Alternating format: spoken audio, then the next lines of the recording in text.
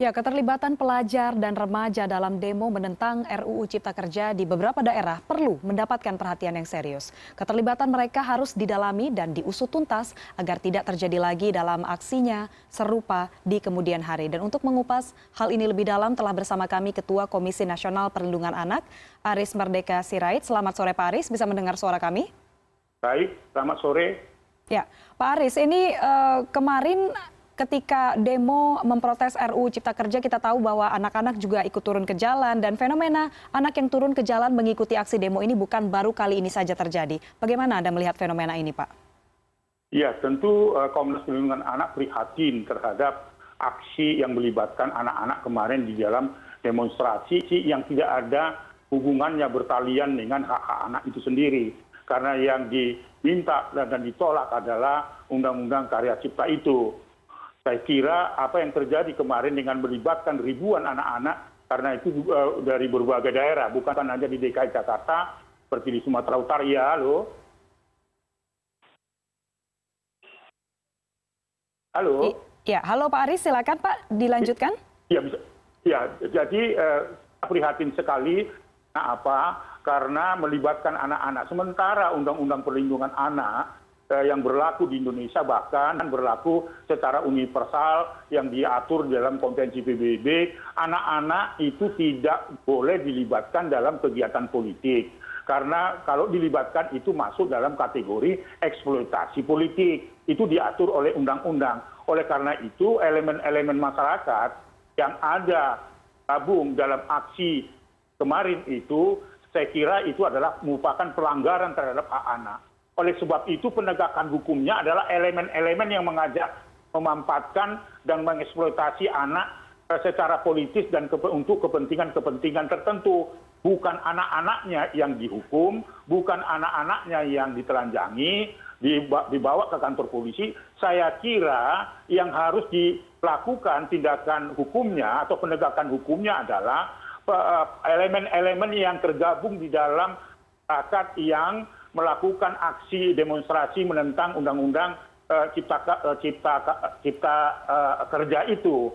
Nah, saya kira inilah yang pesan moral Komnas Perlindungan Anak.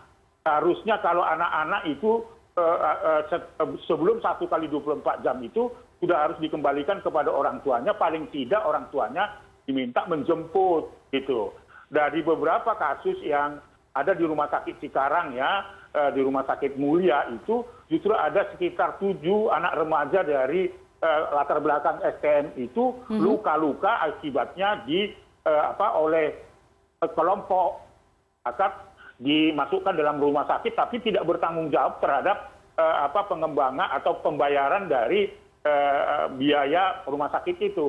Apa yang mau saya katakan sekali lagi, semua elemen-elemen masyarakat yang menggerakkan anak untuk kegiatan politik itu adalah eksploitasi politik untuk tujuan kepentingan kelompok tertentu dan itu merupakan pelanggaran terhadap anak. Lalu siapa yang harus dihukum? Elemen-elemen masyarakat yang mengajak itu. Karena dari fakta yang dilaporkan ke Komnas Perlindungan Anak, baik itu yang ada di rumah sakit, dari yang ditahan di Polda Metro Jaya, tahan di Polda Utara dan sebagainya, itu adalah kan salah satu seharusnya pendekatannya lah restorasi dikembalikan kepada orang tua, tetapi sekali lagi elemen-elemen masyarakat itu harus bertanggung jawab karena itu masuk eksploitasi politik. Ya, Pak Aris, berarti contohnya ketika demo menolak RUU Ciptaker kemarin kita tahu banyak sekali anak-anak yang turun begitu, dan apakah ini berarti anak-anak yang berada di lokasi demo tersebut ini sengaja Pak diarahkan atau disuruh oleh pihak-pihak tertentu? Karena melihat banyak juga yang pasti oleh elemen-elemen. Ya, saya kira kita tanya aja dari puluhan ribu yang demonstrasi itu dari beberapa tempat itu, elemen-elemen apa saja yang terlibat di situ yang harus dibongkar. Karena anak dieksploitasi secara politik gitu ya. Karena biasanya anak-anak itu bukan didatangkan pada pagi hari, tetapi pada siang hari menjelang sore, di mana kebiasaan-kebiasaan yang diamati pengalaman dari Komnas Perlindungan Anak itu pada posisi aparat keamanan sudah lelah gitu kan, dan kemudian itu beberapa kali ada demonstrasi yang sama itu mereka menyimpan batu misalnya kan, lalu kemudian menyimpan alat-alat untuk bisa mencederai pihak keamanan dan seterusnya. Artinya memunculkan hal-hal yang sifatnya membuat suasana semakin gaduh. Itu fakta sekali lagi ya. Tidak ada orang yang bisa bantah itu karena setiap ada demonstrasi itu biasanya terdiri dari kumpulan atau elemen-elemen tertentu. Nah, elemen-elemen inilah yang menggerakkan, ini yang harus diteliti atau diperiksa. Karena biasanya anak-anak tidak ada tali temalinya terhadap gugatan yang ada dilakukan oleh elemen-elemen itu. Kemarin misalnya mengatasnamakan penolakan terhadap undang-undang itu gitu ya. Tetapi saya tidak melihat satu kekuatan buruh yang terlibat di sana.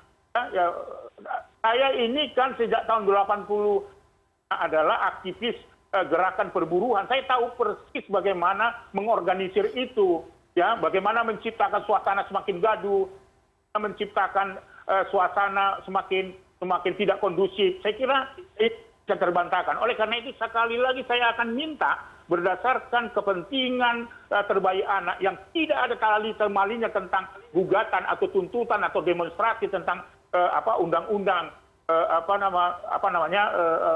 yang sedang diperjuangkan oleh kawan-kawan mahasiswa dan kawan-kawan buruh. Saya kira janganlah melibatkan anak-anak untuk kegiatan-kegiatan seperti ini. Ya, karena memang Pak Aris ini ketika anak berada di lokasi demo, anak-anak ini rentan sekali terpapar kekerasan, bahkan aksi anarkis. Lantas bagaimana Pak dampaknya terhadap psikologis anak? Saya kira mereka kan, yang saya menggunakan kata politik untuk kepentingan kelompok tertentu kan begitu. Tentu anak ini kan tidak tahu apa yang sedang mereka lakukan. Tentu dalam konteks perkembangan psikologi anak dia akan terganggu. Apalagi dengan berhadapan dengan kekerasan, berhadapan dengan operasi yang tidak konsisten, lempar sini, lempar sana, ada bom molotov dan sebagainya. Nah ini kira membuat anak-anak karena dia tidak tahu apa yang terjadi di lingkungannya. Jika terjadi di lapangan, anak ini kebingungan mau pulang kemana, melindungi dan seterusnya. Itulah fungsi Komnas Perlindungan Anak dengan perlindungan anak di beberapa tempat itu yang terus-menerus mengusulkan atau lakukan evakuasi terhadap anak-anak dan kesadaran itu. Ya, lalu kita juga melihat Pak beberapa anak ini sempat diamankan oleh polisi dalam demo kemarin. Apakah Komnas Perlindungan Anak ini berkesempatan menemui mereka untuk melihat bagaimana kondisi anak-anak ini, Pak? Di beberapa daerah punya kesempatan untuk melihat apa jadi prosesnya bagaimana. Apakah ini menggunakan proses, apakah menggunakan pendekatan restorasi terhadap anak-anak yang terlibat yang sesungguhnya mereka adalah korban aksi politik untuk kepentingan kelompok tertentu. Nah, oleh karena itu lembaga-lembaga perlindungan anak seperti di Sumatera Utara, di Makassar, Batam, Paru dan sebagainya itu diberikan kesempatan untuk besuk dan melihat itu dan berikan keyakinan kepada pihak kepolisian supaya pendekatannya itu adalah pendekatan tidak 1 kali 24 jam tetapi paling tidak mengembalikan kepangkuan orang tua, paling tidak juga panggil orang tua untuk menjemput anak untuk dikasih ingat bahwa terjadi adalah tidak boleh dilakukan dan berulang lagi.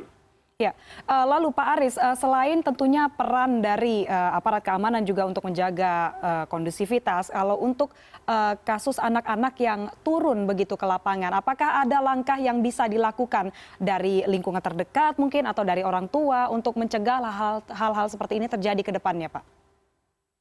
Iya, saya sendiri ya atas nama Komnas Perlindungan Anak bersama dengan Dewan Komisioner Komisi Nasional Perlindungan Anak dan ratusan lembaga perlindungan anak dan Komnas Anak di daerah. Aksi ini kita sudah memanfaatkan media sosial untuk mengumumkan kepada publik, mengumumkan kepada orang tua supaya tidak melibatkan anak-anak di dalam kegiatan politik itu. Terutama sahabat saya, elemen-elemen yang tergabung dalam gerakan demonstrasi menentang atau menolak undang-undang yang disahkan oleh DPR itu kita lakukan sebelumnya gitu. Jadi antisipasinya sudah kita lakukan, tetapi itu tidak bisa masuk ke wilayah-wilayah yang tersembunyi gitu ya. Karena apa yang dilakukan itu adalah bagian dari yang sistemnya adalah sistem sel ya. Anak itu sendiri tidak tahu siapa yang mengajak. Ya kan? Nah, ini salah satu yang strategi yang terus diteliti bahwa elemen-elemen ini menggunakan metode cara-cara seperti itu. Oke, baik. Terima kasih Pak Aris Merdeka Sirait, Ketua Komnas Perlindungan Anak sudah bergabung bersama kami hari ini di CNN Indonesia sedikit Newsroom. lagi ya, saya berharap janganlah dilibatkan anak-anak dalam kegiatan-kegiatan politik. Ini adalah penyebabnya adalah karena di Undang-Undang Pemilu, di Undang-Undang KPU, anak 17 tahun itu diberikan hak untuk memilih. Ini peluangnya yang dimanfaatkan oleh elemen-elemen itu, kalau menggunakan anak nanti tidak akan ditangkap, akan tidak ditahan, akan dikembalikan. Tetapi sasarannya adalah anak akan menciptakan sebuah keadaan yang gaduh, yang tidak kondusif. Ini yang tidak fair dan inilah yang kita sebut eksploitasi politik. Sekali lagi, untuk tidak melibatkan anak-anak. Kalau kita akan lakukan atau katakanlah menyampaikan aspirasi kita terhadap sesuatu yang kita tidak setujui. Saya kira sekali lagi dan hentikan eksploitasi politik untuk kepentingan kelompok tertentu dan anak harus dilindungi oleh kita semua. Ya, baik. Terima kasih Pak Aris Merdeka Sirait, Ketua Komnas Perlindungan Anak sudah bergabung bersama kami hari ini di CNN Indonesia Newsroom.